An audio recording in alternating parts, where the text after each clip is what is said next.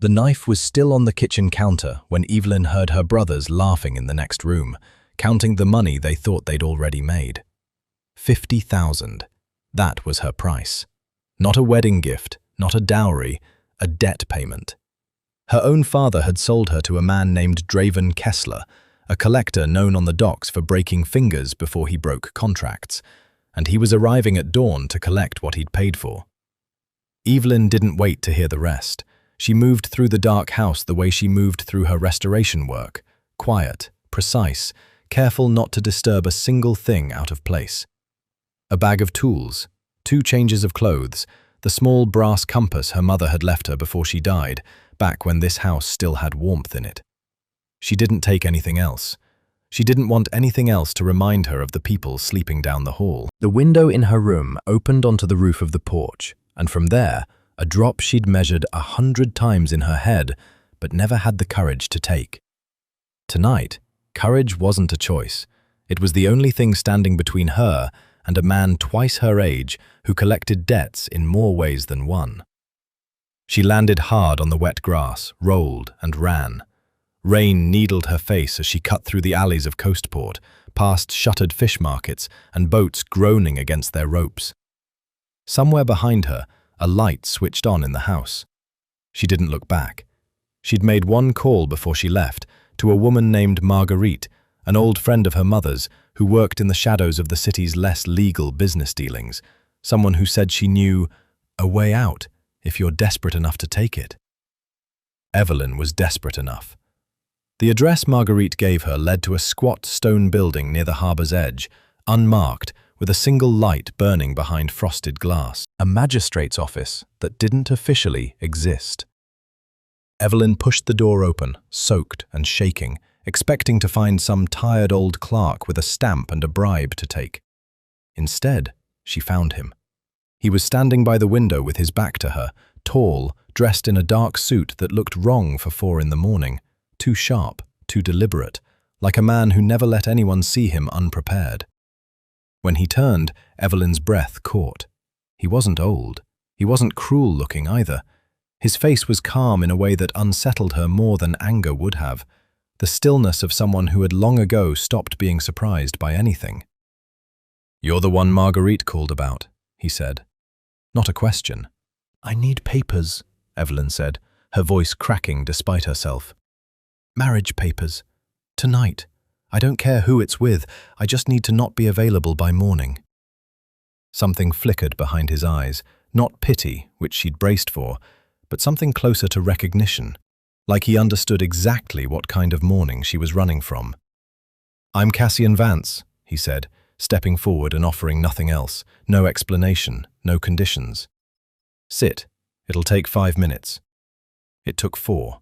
He signed his name in clean, unhurried strokes, and the clerk, an old man who clearly knew better than to ask questions, stamped the papers without a word. Evelyn signed hers with a hand that wouldn't stop trembling. When it was done, Cassian reached into his coat and withdrew a ring, not the cheap kind she'd expected from a marriage of convenience, but a heavy, antique gold band, the metal worn soft with age, like it had a history longer than tonight. He slid it onto her finger without asking permission, and without asking anything of her in return. "You don't want to know why I'm doing this?" she asked, staring at the ring, at this stranger who had just legally bound his name to hers for reasons she couldn't begin to guess. "I know enough," he said simply. "Your family sold you to Draven Kessler. He's a small, ugly problem in a city full of bigger ones. This solves it." Evelyn's stomach turned cold. "How do you know that?" Cassian didn't answer. He simply nodded toward the door, where 2 black cars sat idling in the rain, engines purring low and controlled. "We're not staying in Coastport," he said. "Not tonight. Not ever, if I can help it." Before she could argue, before she could even process that she'd just married a man whose full name she barely knew, she was being guided into the back of an armored car that felt more like a vault than a vehicle. The convoy pulled away from the harbor as the first grey light of morning touched the water, driving north, away from her family, away from Kessler, away from everything she'd ever known. She should have felt relief. Instead, Watching Cassian's calm, unreadable profile in the dim light, Evelyn felt something far more dangerous. The creeping realization that she had just traded one kind of danger for something she couldn't yet name. Pine Ridge Manor didn't look like the kind of place a criminal would call home. Evelyn had spent the 2-day drive north bracing herself for something cold and menacing. Iron gates, guards with guns slung over their shoulders, the kind of house that made you feel watched the moment you stepped inside. Instead, the convoy wound through a forest of tall pines until the trees opened onto a sprawling stone manor with ivy climbing its walls and warm light spilling from tall windows. It looked like something out of an old painting, not a hideout. "This is where you'll stay," Cassian said, stepping out of the car first and offering her his hand. "It's safe here, safer than anywhere your family could reach." Evelyn took his hand only because her legs were stiff from the drive, not because she trusted him. Not yet.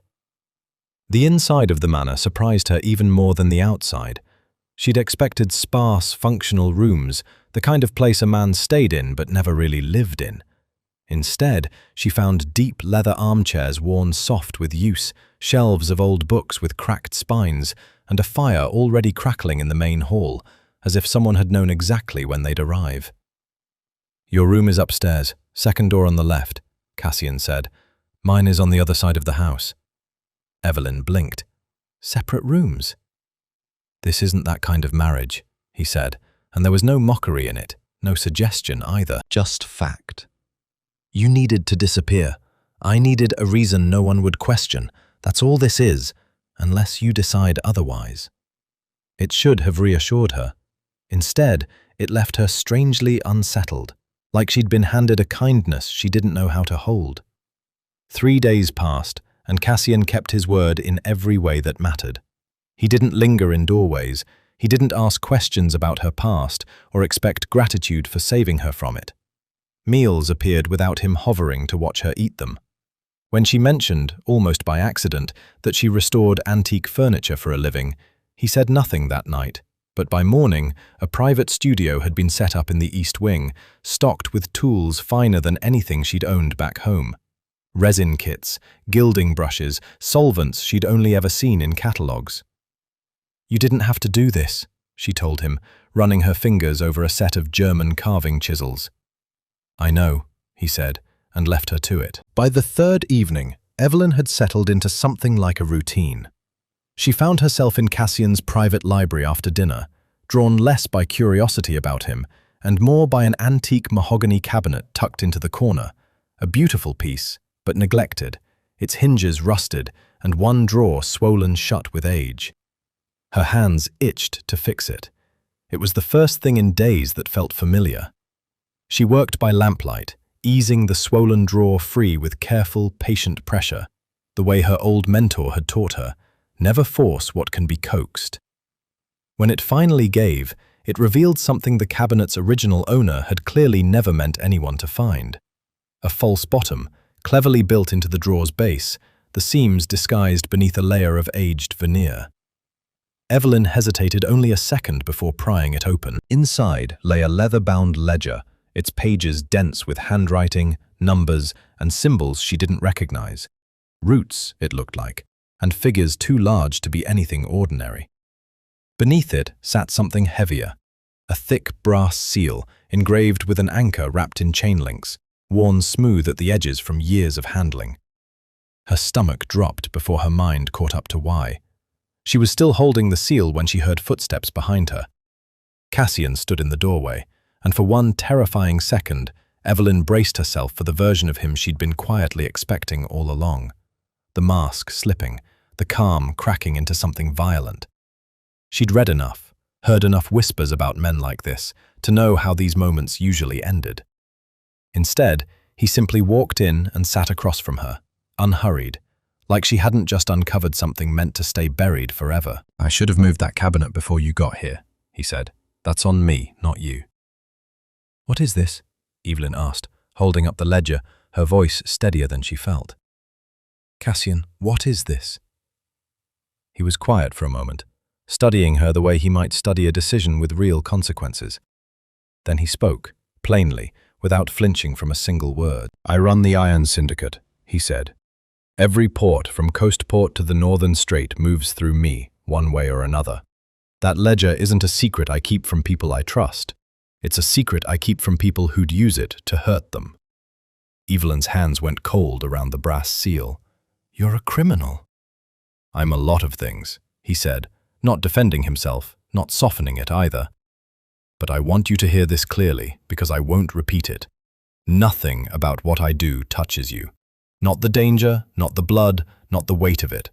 My only priority since that harbor office is keeping you safe. Everything else is just business." She wanted to believe the calm in his voice was practiced, a performance meant to keep her compliant. But looking at him now, steady, unbothered by her fear, offering no excuses, she realized the frightening part wasn't that he'd lied to her. It was that some quiet, unguarded part of her almost believed every word. Evelyn's father had never been a patient man, and desperation made him worse. It took him exactly 7 days to find out where his daughter had gone, not because he cared where she was, but because a runaway bride was a lost payday, and Marcus Hale did not lose paydays quietly. A contact on the docks mentioned a name, Vance, attached to a shipping company with offices in Valen City, the sprawling metropolis 2 hours south of Coastport. To men like her father and brothers, Vance Maritime Holdings looked exactly like what it presented itself as: a legitimate, profitable shipping business, the kind of company a rich man might use to launder a little guilt after stealing someone's daughter. They had no idea what they were walking into. Evelyn didn't learn about the meeting until it was already happening. She'd been in the Manor's studio, restoring a set of gilded frames, when Cassian's second-in-command, a broad-shouldered man named Lucan, arrived without warning and told her, not asked her, to come with him to Valen City immediately. "Your family is at the headquarters," Lucan said, his jaw tight. "Cassian wants you there. Not for them. For you." The drive to Valen City felt endless. Evelyn sat rigid in the back seat, her nails digging crescents into her palms, trying to imagine what her father and brothers could possibly think they were owed. She already knew the answer. They didn't want her back. They wanted money, and if they'd found Cassian's front company, they clearly believed they'd found a soft, respectable target to squeeze it from. Vance Maritime Holdings occupied the top 3 floors of a glass tower overlooking the harbor, all clean lines and quiet efficiency, nothing like the Manor's warmth. Lucan led her up a private elevator to the top floor, where the doors opened onto a wide executive suite. And there, standing in the middle of it with the kind of confidence only ignorance could produce, were her father and both her brothers. "There she is," her father said the moment he saw her, feigning relief so convincingly that for a second, old habits made Evelyn's stomach twist with guilt. "Evelyn, thank God. We've been so worried." "You sold me to Draven Kessler," Evelyn said flatly. "You weren't worried. You were counting your money." Her oldest brother, Renner, stepped forward, all bravado. "That marriage wasn't legal. You were promised to someone else. Mr. Vance here owes us compensation for the inconvenience." 10 million, her father said, like it was reasonable, like it was owed. "A marriage settlement. Standard for a family of our standing." Evelyn almost laughed at the absurdity of it. Family of our standing. But the sound died in her throat when she noticed Cassian. He hadn't said a single word since they'd arrived.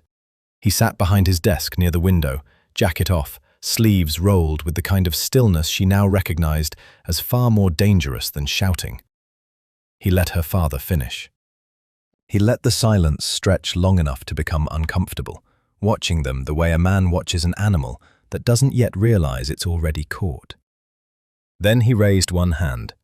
The suite's side doors opened and 20 men filed in, quiet, disciplined, every one of them armed, moving with the kind of precision that came from doing this so many times it had become boring. Renner's bravado evaporated instantly. Her father's face went the color of old paper. Within seconds, both her brothers were disarmed of the pistols they'd foolishly brought into a stranger's office, weapons stripped from their hands so fast neither of them had time to react. "Sit down," Cassian said. Quiet. No raised voice needed. They sat. Cassian stood, walked to a cabinet behind his desk, and retrieved a thin manila folder which he dropped in front of her father without ceremony. "Open it." Her father's hands shook as he flipped it open. Evelyn watched his face drain of color page by page. Records, she realized, watching him read. Every debt her family owed, every backroom loan, every threat they dodged by selling her off in the first place, all compiled and laid bare in black ink. "You came here to extort a man you thought was harmless," Cassian said, his voice never rising, never needing to. "Instead, you walked into the office of the one man in this region who already knows every rotten thing you owe, to people far less forgiving than me." "We didn't know," Renna stammered. "We didn't know who you were." "You knew enough to sell your own sister," Cassian cut in, and for the first time, something sharp moved beneath his calm. "That tells me everything I need to know about you." Evelyn's father tried one last time, his voice cracking with false sincerity. "Evelyn, sweetheart, tell him, we're your family." "You stopped being my family the night you priced me at 50,000, Evelyn said, and the words came out steadier than she expected, steadier than she'd ever managed to speak to him before. Cassian closed the folder and slid it back across the desk. 48 hours, he said. "Leave Coastport. Don't come near her again, don't come near anything with my name attached to it, or I stop being reasonable." Her father opened his mouth to argue, but one look around the room, at the armed men, at Cassian's unreadable calm, at the daughter he'd never truly seen until she was standing beside someone more powerful than him, silenced whatever he'd meant to say. They left without another word. When the room finally emptied, Evelyn realized her hands were shaking, not from fear, but from something she hadn't felt in years, the strange, disorienting relief of being protected by someone who asked nothing in return. Cassian watched her carefully. "Are you all right?" She wasn't sure yet, but for the first time since the harbor, she didn't feel like she was drowning. The 48 hours came and went, and for 5 peaceful days, Evelyn almost let herself believe it was over. She should have known better. Men like her father didn't disappear quietly. They regrouped. It was Lucan who brought the news, arriving at Pine Ridge Manor just after midnight, with 2 other syndicate men trailing behind him, their faces grim in a way that made Evelyn's stomach drop before anyone said a word. "There was a theft," Lucan said, addressing Cassian directly, deliberately not looking at Evelyn. "Old Port Warehouse, one of the syndicate's storage vaults. Someone got past 3 layers of security last night and walked out with the Dromhold relic." Evelyn frowned. "What does that have to do with—" "They left something behind," Lucan said, cutting her off, and finally looked at her, not with sympathy, but with something colder, more calculating. "A restoration mark. Your mark." The room went very still. "That's not possible," Evelyn said. "I don't even know where that warehouse is. I've never been to Old Port." "It doesn't matter what's possible," Lucan said. "It matters what the Council sees. A 16th century naval relic, one of the Syndicate's most valuable pieces, stolen from behind 3 security layers, and the only trace left behind is a mark used exclusively by antique restorers, a mark that matches a woman who just married into this family and has motive, given what her own blood tried to pull here a week ago." Evelyn felt the accusation land like a physical blow. "You think I stole it? For what reason? I have nothing to gain." "Your family does," Lucan said, "and you're the easiest way in." Cassian, who had been silent since Lucan arrived, finally spoke. His voice was quiet, but Evelyn had learned by now that quiet, from him, was more dangerous than shouting. "You said her mark. Not her hand, not her presence on any security footage. A mark left behind on purpose, where anyone with eyes could find it and report straight to you." Lucan's jaw tightened. "I'm not saying I believe it. I'm saying the Council will want her brought in, questioned. That's protocol, Cassian, and you know it. If we skip it because she's your wife, every boss on that council will start asking why the rules bend for her and not for them." "She's not being questioned," Cassian said. "She has to be. She's not being questioned." Cassian stood, and the temperature of the room seemed to drop with him. "You've known me 11 years, Lucan. You know how I think. Someone planted that mark to hurt her, to hurt me through her, or to hand her family a card to play once they're desperate enough to try again. If you can't see that, you're not looking hard enough, or you don't want to. I have a council to answer to, Lucan said, his voice rising for the first time. I have men asking why the boss's new wife gets protected from an accusation any other syndicate member would be dragged in for by now. You're not thinking clearly because it's her. That's exactly the kind of blind spot that gets men in our position finished. It happened fast. 1 second, Cassian was standing calmly behind his desk. The next, a pistol was drawn and leveled squarely at Lucan's chest, Cassian's hands steady, his face unreadable in a way that made even the other 2 syndicate men step back instinctively. Say that again, Cassian said, voice low. Tell me again that protecting my wife from a frame-up is a blind spot. Cassian, Lucan started, hands raising slowly. Anyone in this organization who threatens her, questions her, or treats her like a suspect instead of family answers to me first, Cassian said, each word deliberate, final. Not the council, not protocol, me. If that's a problem for you, we can discuss it right now, or you can leave this room and remember exactly whose name is on this empire. Evelyn had never seen fear on Lucan's face before. She saw it now. Understood, Lucan said finally, lowering his hands fully, his voice quiet. Understood, Cassian. Cassian held the gun a moment longer than necessary, long enough to make his point permanent, before finally lowering it and setting it down on the desk. The room exhaled around him. Find out who actually stole that relic, Cassian said, calmer now, though the edge hadn't fully left his voice. And find out who's clever enough to frame a woman who's never set foot in Oldport. That person is a bigger threat to this organization than any accusation against her. Lucan nodded stiffly and left, taking the other 2 men with him. The door closed, and the silence that followed felt heavier than the confrontation itself. Evelyn sat down slowly, her legs unsteady beneath her. You would have shot him, she said quietly. Your own second in command. Over me. He questioned whether you deserved protection, Cassian said, his voice returning to its usual calm, though something in his eyes hadn't fully settled yet. That's not a small thing to me. Why? Evelyn asked, and the question came out smaller than she meant it to, more honest than she'd intended. You barely know me. We've been married 2 weeks. Why does my safety matter more to you than the men who followed you for years? Cassian was quiet for a long moment, studying her the way he had that first night at the harbour, like he was weighing how much truth she could hold. That's a longer answer than I can give you tonight, he said finally. But I promise you, Evelyn, it's not nothing, and it's not new. She didn't understand what he meant, not yet, but something in the way he said it, not new, settled into her chest and refused to leave. A small, quiet mystery she couldn't stop turning over long after the manor had gone dark and silent around her.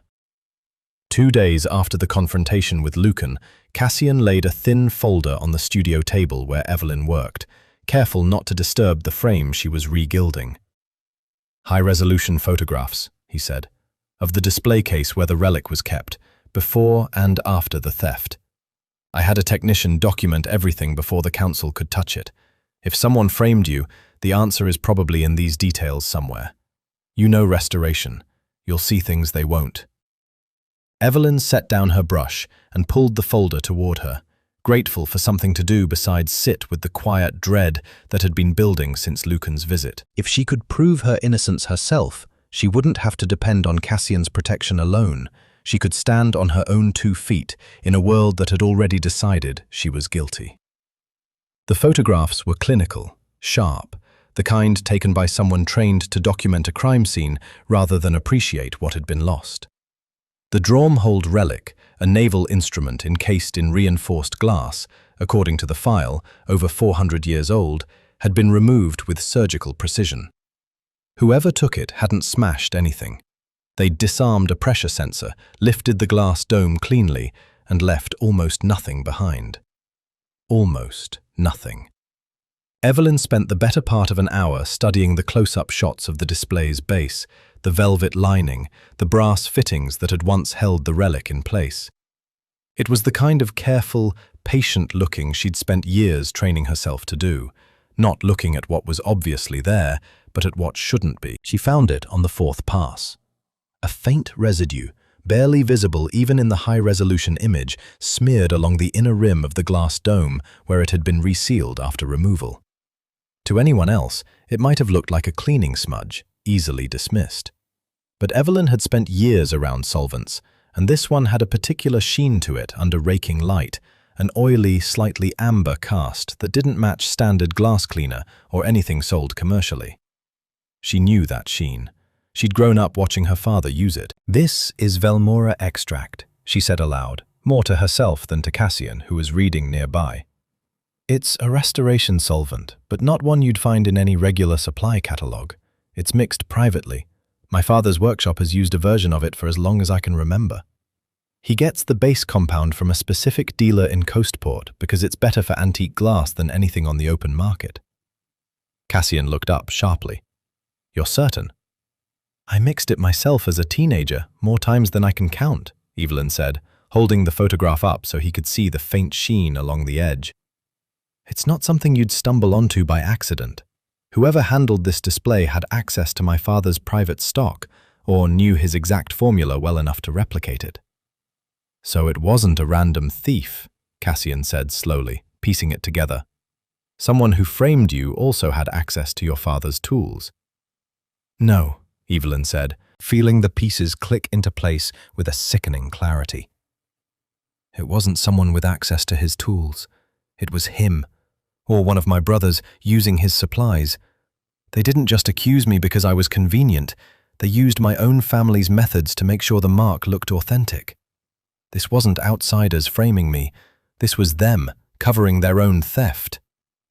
Cassian was quiet for a moment, and Evelyn watched something settle behind his eyes. Not surprise, exactly, more like confirmation of a suspicion he hadn't wanted to say aloud yet. "Your family didn't leave Coastport after the meeting in Valen City," he said. "They went underground instead, waited. And when they needed cash badly enough, they used what leverage they had left, knowledge of syndicate security, your restoration mark, and enough desperation to risk everything." "But why steal something so valuable just to disappear?" Evelyn asked. "If they wanted money, there are easier things to steal than a 400-year-old relic guarded by an organization like yours." "Because it isn't just valuable," Cassian said grimly. "The Draumhold relic is a historical piece with documented provenance. Something like that isn't sold on any open market. It's sold to collectors who don't ask questions, usually rival operations looking to prove they can outmaneuver someone like me." Evelyn felt cold understanding settle over her. "You think they're selling it to someone specific?"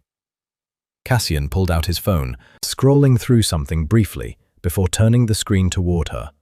A grainy surveillance photo, time-stamped 3 days ago, showing her father in a dimly lit room, shaking hands with a man Evelyn didn't recognize, sharp-suited, flanked by armed men who didn't carry themselves like her father's usual associates. "That's territory belonging to the Black Sun Cartel," Cassian said. "They operate out of Oakhaven, in the mountains. They've wanted a foothold on my coast for years, and a piece like the Draumhold relic, obtained through my own syndicate's failure to protect it, would be exactly the kind of trophy that lets them announce themselves." "So my family isn't just running from you," Evelyn said quietly, the full shape of it finally settling into place. "They're selling me out completely, selling your organization's weakness to the one rival who'd love nothing more than to use it against you." "And in doing that," Cassian said, closing the folder with quiet finality, "they've made themselves a much bigger problem than a debt collector ever was." He looked at her then, something unreadable passing behind his calm expression. Pride, maybe, or something closer to it. "You just found in an afternoon what my entire investigative team couldn't find in 5 days, he said. "We're going to Oakhaven." The private jet cut through clouds thick enough to blur the mountains below into shapeless grey, and Evelyn sat curled in a leather seat across from Cassian, unable to sleep despite the late hour. Oakhaven was still hours away, and the quiet hum of the engines had a way of making silences feel longer than they were. She noticed it almost by accident, the way Cassian's hand kept drifting to the inside of his coat, checking something, adjusting it, the way a person checks a wound to make sure it hasn't reopened. When he shifted in his seat, she caught the edge of fabric peeking from his inner pocket. Faded wool, hand-woven, the kind of pattern that came from a loom worked by someone without much skill, but a great deal of care. "What is that?" Evelyn asked before she could stop herself. Cassian's hand stilled. For a moment, she thought he wouldn't answer, that this, like so much else about him, would remain locked behind that careful calm he wore like armor. But then he drew the scarf out slowly, laying it across his knee, and looked at it the way most men looked at photographs of people they'd lost. 12 years ago, he said, before any of this, before the syndicate, before Vance Maritime, before I was anyone worth fearing, I was little on the streets of a port town 200 miles from here. My mother died when I was 9. My father was already gone by then, one way or another. I don't remember much about that winter except that it was the coldest one the coast had seen in years, and I hadn't eaten properly in 4 days. Evelyn didn't move, didn't breathe, afraid that any sound might make him stop. I was sitting against the wall of a bakery that had already closed for the night, trying to convince myself the cold wasn't as bad as it felt, Cassian continued. And a girl found me there. Couldn't have been older than 8 or 9 herself. She didn't say much. I remember she was shy, almost as scared of me as I probably looked scared of everything back then. But she had a loaf of bread wrapped in cloth, and she just gave it to me. No hesitation, like it wasn't even a decision. His fingers traced the edge of the scarf, worn soft in places from 12 years of handling. And then she took this off her own neck and wrapped it around mine, because I didn't have a coat that actually kept anything out. She didn't ask my name. I didn't ask hers. She just walked away like she'd done something completely ordinary, and I sat there in the cold, holding a piece of bread and wearing a stranger's scarf, and it was enough. It kept me alive that night, maybe longer than that night if I'm honest. Evelyn's chest had gone tight, something achingly familiar stirring at the edges of the story, though she couldn't yet place why. "I never saw her again," Cassian said. "I looked, for years, whenever I had the resources to look. But port towns swallow people whole. Eventually I stopped looking and started building something instead, something that meant I'd never be that cold, that powerless, ever again. Everything I became after that night, I built so nobody could ever take anything from me the way the world almost took everything from her, the food off her own table, the coat off her own back, and she gave it away anyway." He held the scarf out, gently, so she could see the weave up close, uneven in places, tight in others. Evelyn's breath caught. She knew that pattern. She'd know it anywhere. Her mother had taught her to weave the winter she turned 8, sitting by the fire in the house that still had warmth in it back then, before her father's debts had hollowed everything out. She remembered the yarn, a rough grey wool from a market stall near the old bakery district, the kind that itched slightly against bare skin. She remembered making mistakes in the pattern, loose stitches where the tension slipped, exactly like the ones in the scarf Cassian now held. She remembered a boy against a wall, thin and shivering, looking at her like she was something impossible. "I gave that scarf to a boy sitting outside a bakery," Evelyn whispered, her voice unsteady. "I remember him. I remember being scared to talk to him, and giving him half my bread because he looked like he hadn't eaten in days, and I remember my mother scolding me later for giving away a scarf I'd spent weeks making." Cassian went very still. "That was you," Evelyn said, staring at him now like she was seeing him clearly for the first time. Not the syndicate boss, not the calm, controlled stranger from the harbour office, but a boy she'd once tried, in her own small way, to save. "I was that girl." Neither of them spoke for a long moment. The plane hummed steadily through the dark sky, and Evelyn felt the shape of everything shift beneath her. Every quiet kindness Cassian had shown her since the harbour, every unasked-for gift, every moment he'd chosen calm over cruelty when cruelty would have been easier. "You've known," she said slowly, understanding dawning with a strange, disorienting warmth. "Since the harbour. You recognized me. I recognized the compass first, Cassian admitted quietly. The one your mother left you.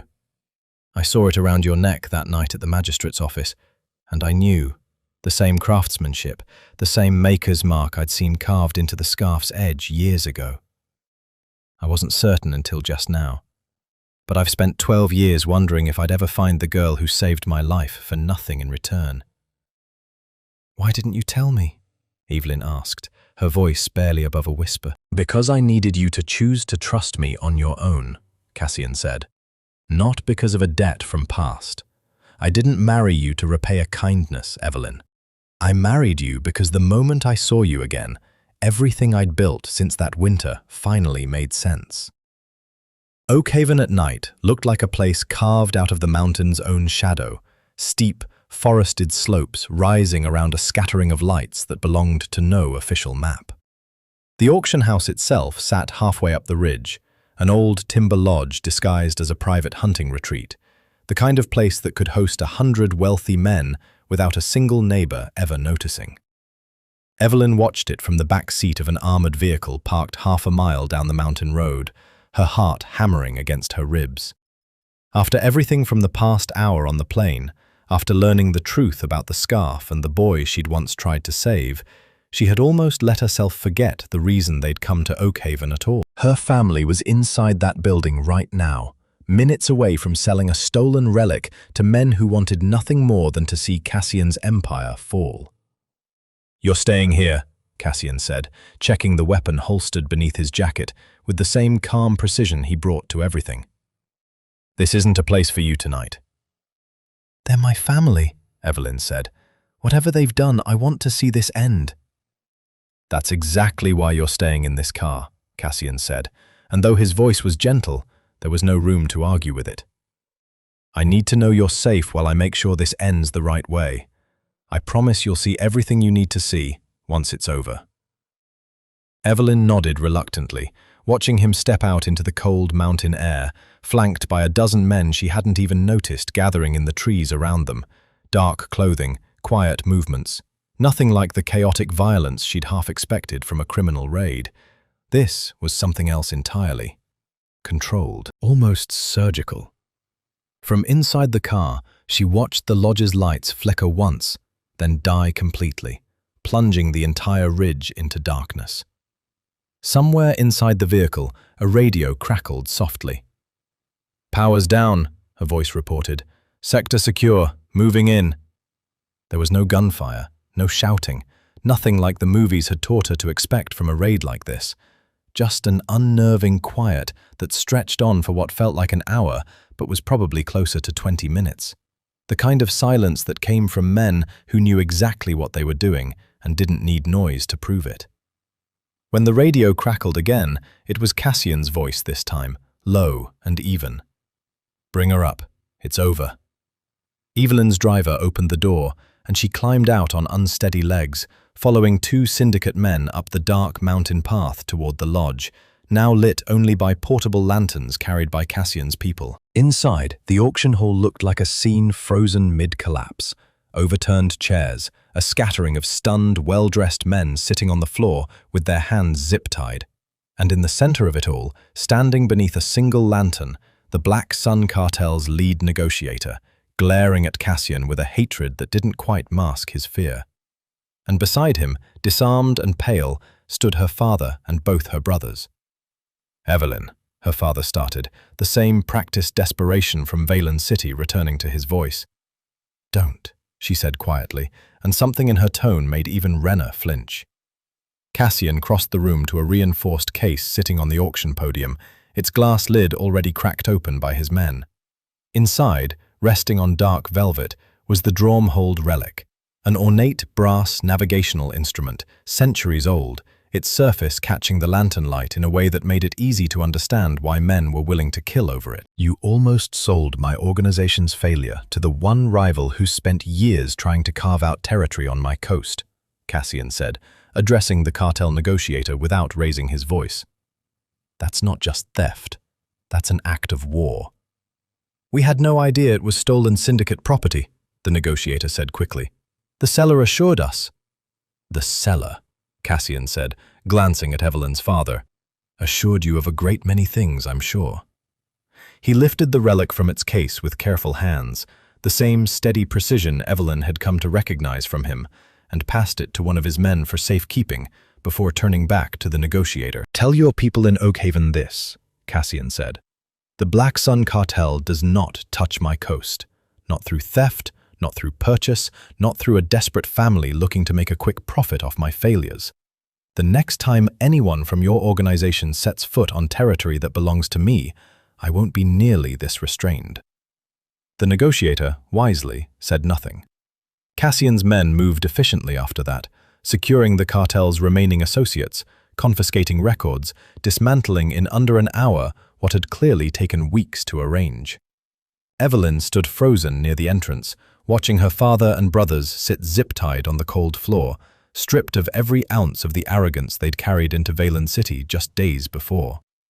Her father caught her eye once, something desperate and pleading in his expression, the same look he'd given her 100 times growing up whenever he needed something from her and had run out of other options. She felt nothing this time. Not fear, not guilt, not even anger, just a quiet, exhausted clarity. What happens to them? She asked Cassian, as his men began leading the prisoners out toward waiting vehicles. That's not decided here, Cassian said, watching her carefully, gauging how much this still cost her despite everything. That's a decision for the council, and for you, when we're back on the water. Tonight was about the relic, and about making sure Oakhaven understands exactly whose coast this is. Evelyn looked past him, out through the lodge's shattered windows toward the dark mountains beyond, and felt the last threads of the family she'd once belonged to finally, irreversibly, come apart. The drive back from Oakhaven should have been the easy part. Evelyn sat beside Cassian in the middle vehicle of a 3-car convoy, her father and brothers secured in a separate armored transport ahead of them, the confiscated relic locked in a case at her feet. The mountain roads had given way to the long coastal highway that connected Oakhaven's territory to Cassian's, and for the first hour, the drive felt almost peaceful, pine forest thinning into open cliffside road, grey dawn light breaking slowly over the water far below. She should have known peace never lasted long in this world. It was Lucan's voice that broke the calm, crackling urgently through the radio from the lead vehicle. Contact ahead, multiple vehicles blocking the pass. This isn't a checkpoint. Cassian's posture changed instantly, the relaxed stillness she'd grown used to sharpening into something coiled and alert. Black Sun's remnants, he said grimly. They wouldn't let this go quietly, not after Oakhaven. What do we do?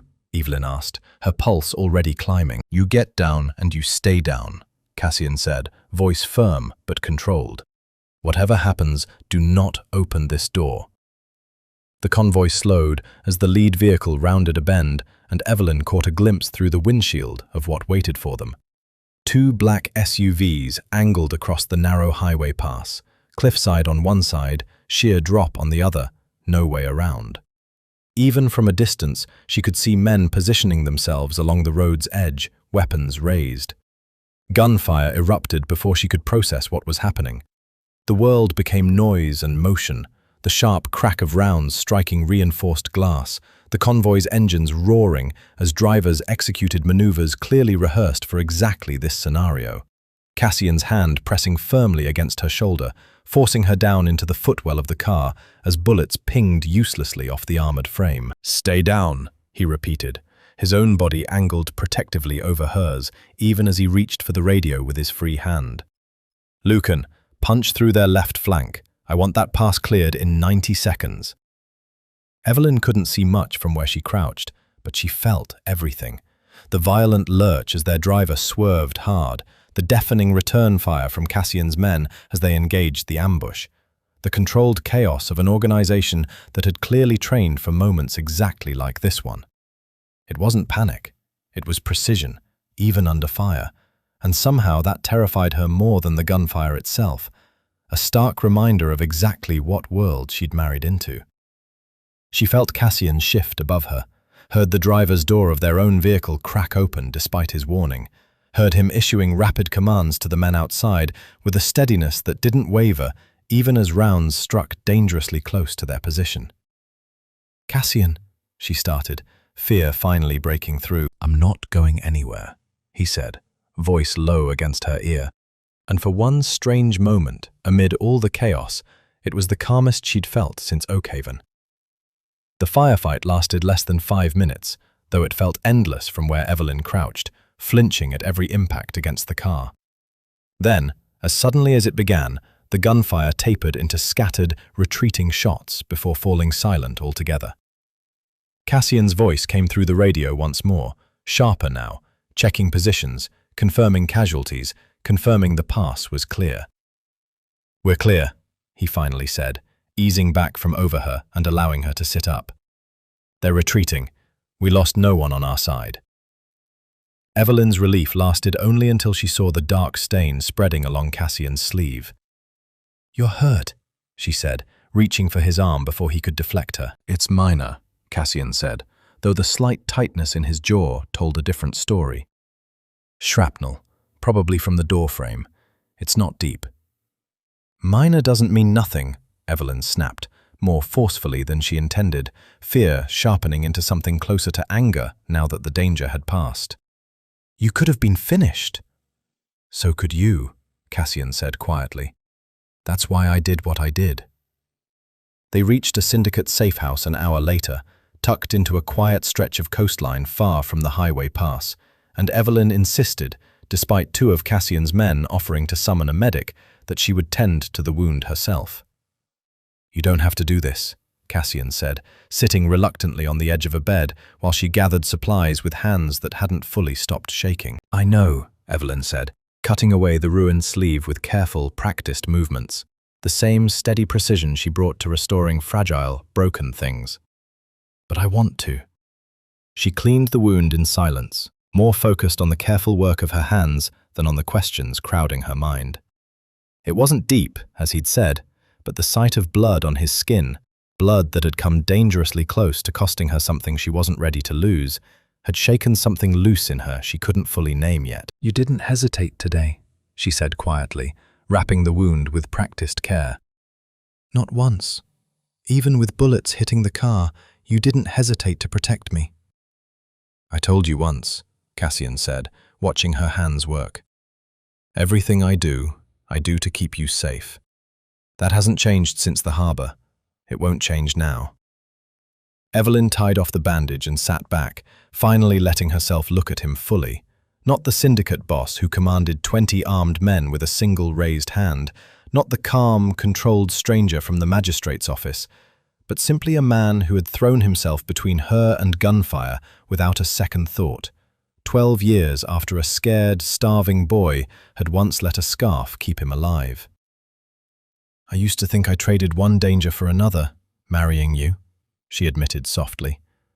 "I'm not sure I believe that anymore." Cassian reached over, gently taking her hand in his uninjured one, and for the first time since the harbor, Evelyn didn't pull away. Cassian didn't wait for his wound to heal before making his next move.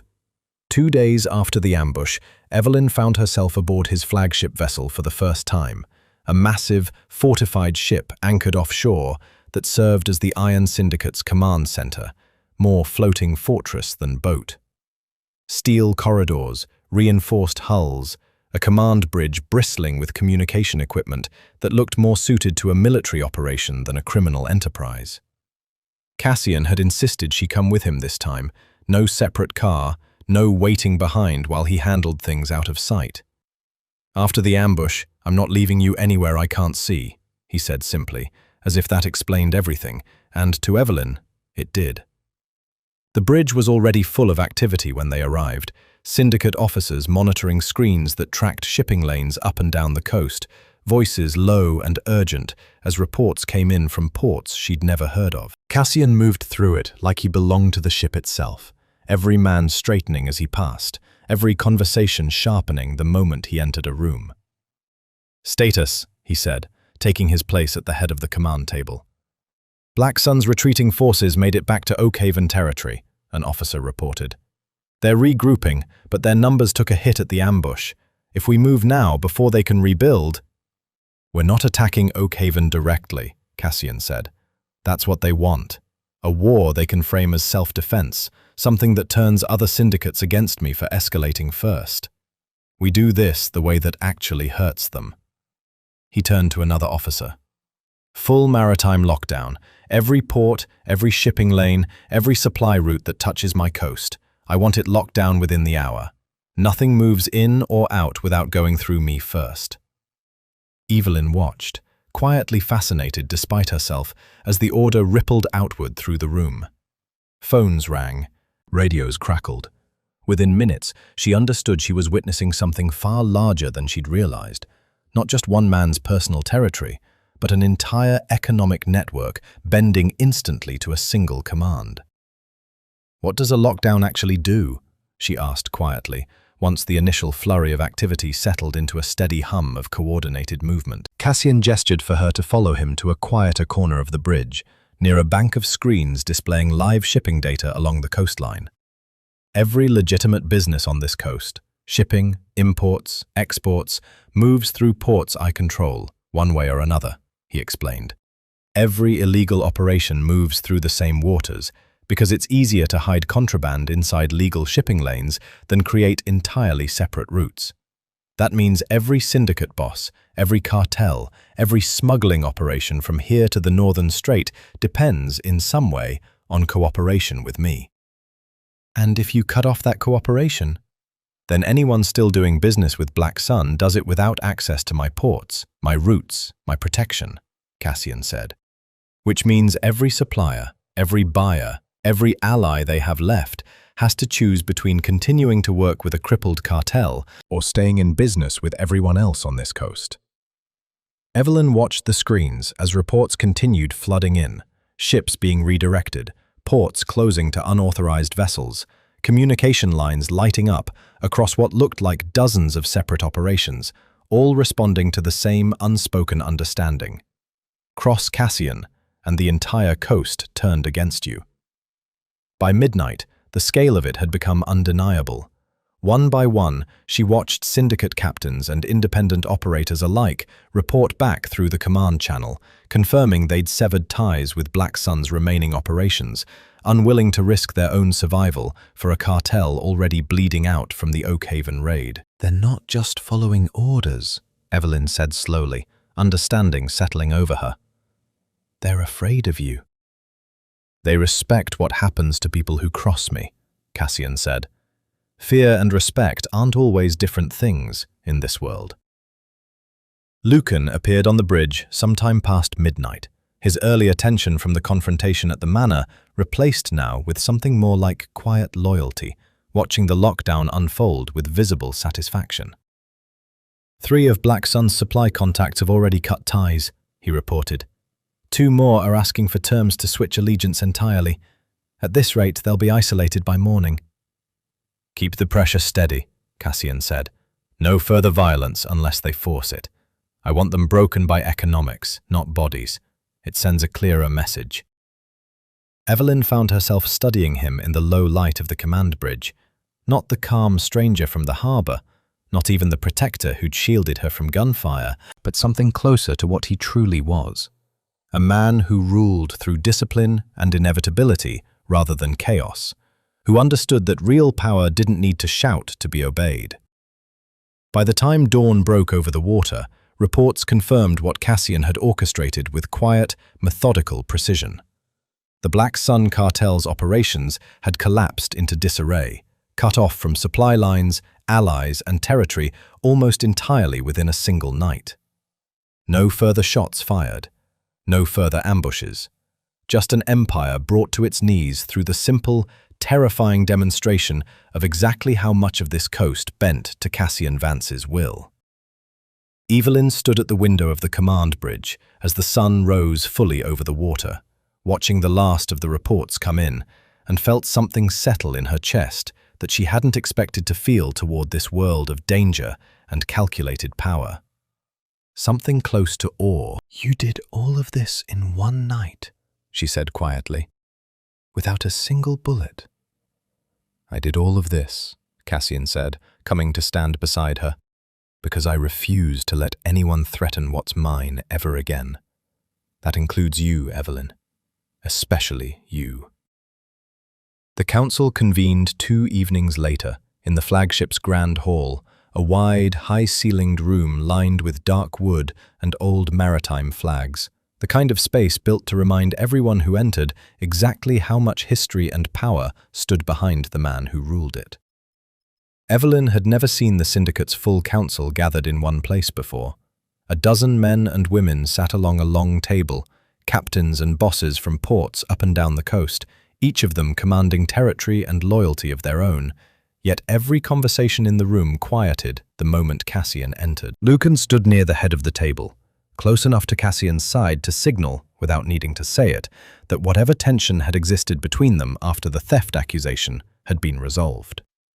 Evelyn's father and brothers were brought in last, escorted by 2 syndicate guards, their wrists still bound, their earlier arrogance long since burned away by days of captivity.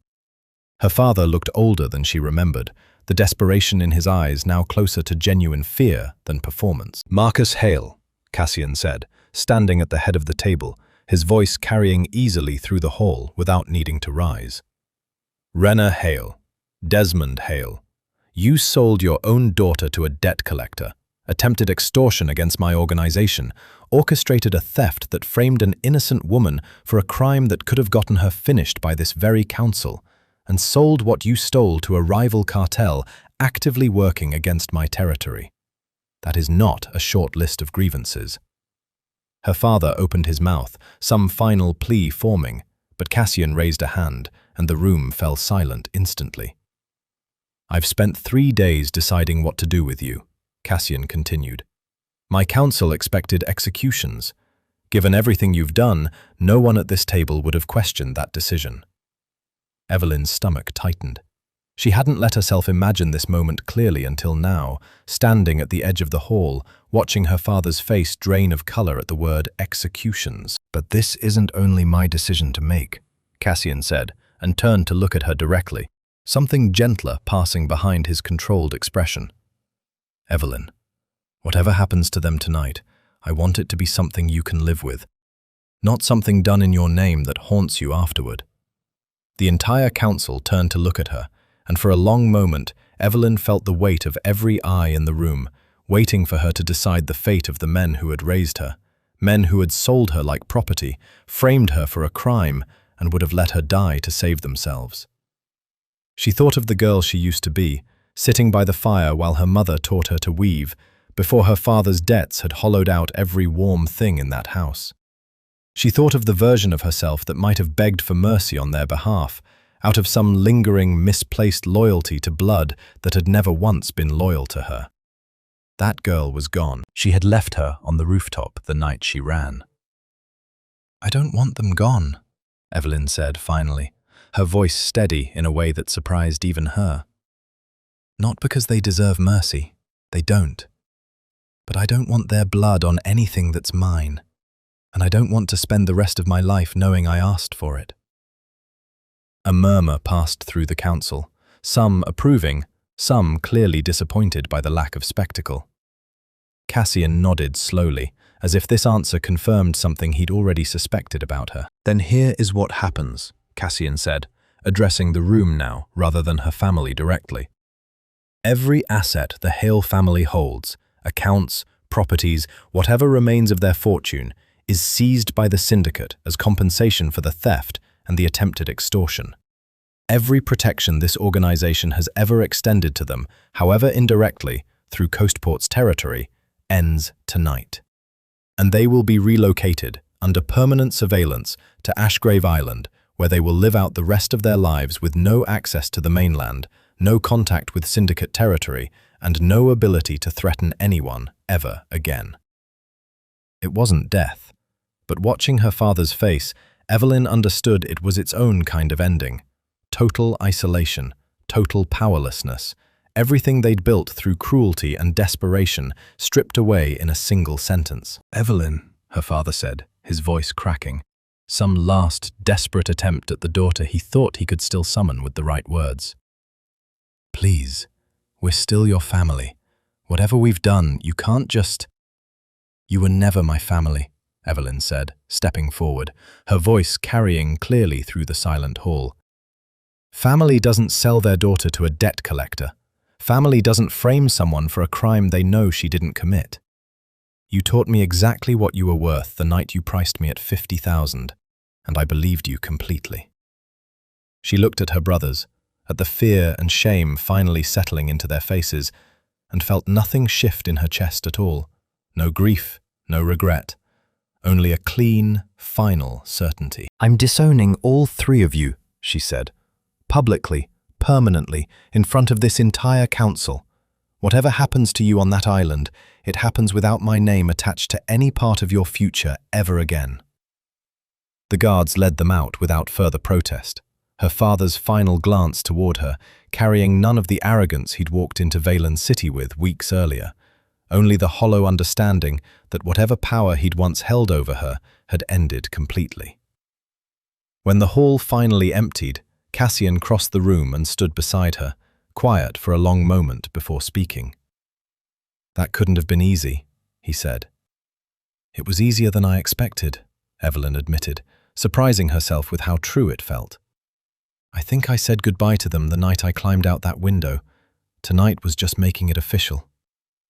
Cassian took her hand gently, and for the first time since the harbour, Evelyn felt entirely, unmistakably free. 5 weeks had passed since the harbour, and Pine Ridge Manor no longer felt like a place Evelyn was hiding in. It felt like home. The cliffside garden behind the manor had become her favourite place in the evenings, a quiet stretch of wildflowers and salt-worn stone overlooking the water, far removed from council halls and command bridges and everything else that came with being married to a man who ruled half a coastline. She spent most afternoons in her studio instead, restoring pieces from Cassian's collection one by one, her hands finally steady in a way they hadn't been since she was a girl learning to weave by her mother's fire. The Draumhold relic sat finished on her workbench that afternoon, its brass fittings polished back to their original shine, the centuries-old damage carefully repaired without erasing the marks of its history entirely. She'd spent 3 weeks on it, more careful with this piece than any restoration she'd ever done, understanding somewhere along the way that it had become more than an object. It was proof of everything survived to get here. The theft, the frame-up, the ambush, the empire brought to its knees to protect her. Cassian found her there in the late afternoon light, watching quietly from the doorway before she noticed him. It's finished, she said, holding the relic up so the sunlight caught its restored surface. I thought it belonged in your central collection, somewhere it can actually be seen instead of locked away in a vault somewhere. Our collection, Cassian corrected gently, taking it from her hands with the same careful reverence she'd used, setting it down on the workbench before turning fully toward her. Everything in this house has been ours for a while now, Evelyn. I think it's time the paperwork finally caught up to that. Something in his tone made her pause. What do you mean? He reached into his coat, the same gesture she'd come to recognize from him now, from the ring at the harbour to the scarf on the plane, and withdrew a folded document, worn slightly at the edges like he'd carried it for longer than today. This is a deed, he said, handing it to her, transferring full ownership of Pine Ridge Manor, the surrounding estate, and the restoration workshops into your name. Not shared ownership, yours, completely. Evelyn unfolded it carefully, her eyes moving over the legal language until they landed on her own name, printed clean and permanent, beside the property she'd once arrived at as a frightened stranger, fleeing a debt she never chose. Why would you do this? She asked, looking up at him. This is your home, your legacy. It was never just mine, Cassian said. Not since the night I recognized you. But that's not the only reason. He paused, choosing his next words carefully, the same deliberate honesty he'd shown her from the very first morning at the magistrate's office. This deed doesn't have any conditions attached to it, Evelyn. If you want to leave this life, this world, everything that comes with being married to someone like me, you'd leave with something entirely your own. A home, a studio, a way to build a life that doesn't depend on the Iron Syndicate or on me at all. Evelyn stared at him, the weight of what he was offering settling slowly into place. After everything, after he'd shielded her from bullets, dismantled a cartel to protect her, stood against his own second-in-command on her behalf, he was handing her the one thing that meant she never had to stay unless she genuinely wanted to. "You're giving me a way out," she said quietly. "I'm giving you a choice," Cassian said. "I never wanted you here because you had nowhere else to go. I wanted you here because some part of me has been looking for you since I was 9 years old, freezing outside a bakery, wondering if the world had any kindness left in it at all. You gave me that kindness once, without expecting anything back. I won't spend the rest of my life keeping you here the same way your family kept you, out of obligation or fear or lack of options." Evelyn looked down at the deed in her hands, then out across the cliffside garden toward the water beyond, thinking of everything that had led her here. The rooftop drop into the dark, the harbour office, the hidden ledger, the council hall, where she'd finally severed every tie to the family that made her. She thought of the boy who kept a child's scarf for 12 years, and the man who'd built an empire out of a promise to never again be powerless to protect what mattered. She understood, standing there, that his power wasn't the thing keeping her trapped. It was the thing that had made her safe enough, for the first time in her life, to actually choose something for herself. "I've had 5 weeks to leave if I wanted to," Evelyn said slowly. "You never once stopped me. You gave me my own space, my own work, my own protection, without asking anything in return, from the very first night. If I wanted freedom from you, Cassian, I would have taken it already."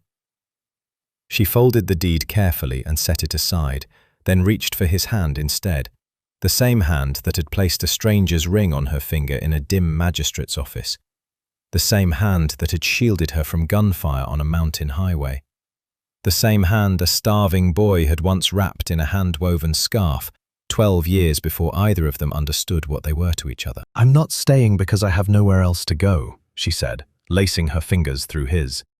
"I'm staying because somewhere between the harbour and tonight, this stopped being an escape. It became home." Cassian's calm expression finally broke into something softer, something she'd rarely seen from him, quiet, unguarded relief. The sun dipped lower over the water as they stood together in the garden, the restored relic gleaming behind them in the studio window, proof of everything that had been broken and carefully, deliberately put back together.